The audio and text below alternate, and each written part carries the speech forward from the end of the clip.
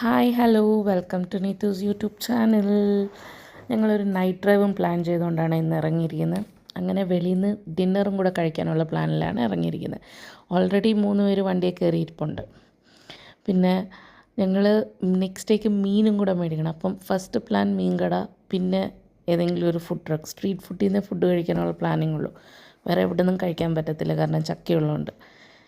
ഞങ്ങളുടെ വീട്ടിൽ നിന്ന് മെയിൻ റോഡിലോട്ട് 5 മിനിറ്റ് ദൂരം നടന്നു വരുവാണെങ്കിൽ, അപ്പം മെട്രോ സ്റ്റേഷൻ കുറച്ച് അടുത്താണ്, അത് എളുപ്പമാണ്. പക്ഷേ മീൻ മേടിക്കണമെങ്കിൽ ഞങ്ങൾക്ക് ഒരു 15 മിനിറ്റെങ്കിലും ട്രാവൽ ചെയ്തേ പറ്റുള്ളൂ. ഞങ്ങളുടെ ഏരിയയിൽ കുറച്ച് മലയാളീസ് കുറവാണ്.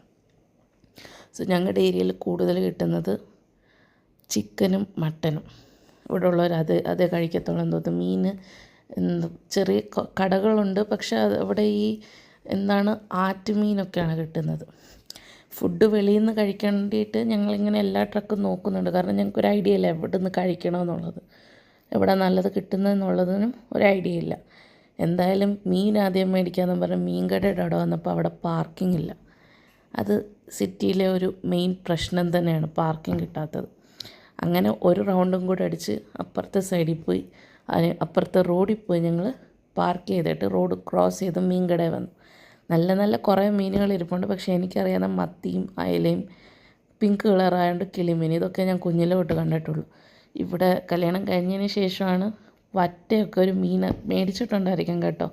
അധികം അടുക്കളയിൽ കയറാത്തതുകൊണ്ടായിരിക്കാം ആ സമയത്തൊന്നും അറിയത്തില്ല. ഇപ്പോൾ ഇവിടെ ഇങ്ങനെ ഹസ്ബൻഡ് കൂടെ പോയതിന് ശേഷമാണ് മീനിൻ്റെ കുറച്ചെങ്കിലും പേരറിയുന്നത്.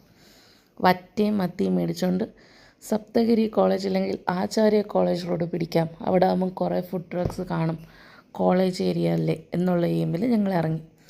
അങ്ങനെ സപ്തഗിരി കോളേജ് റോഡിൽ വന്നു. അവിടെ നോക്കിയപ്പോൾ ഒരു ഗ്രൗണ്ടിനകത്തൊരു 4-5 ഫുഡ് ട്രക്സ് നിൽക്കുന്നു.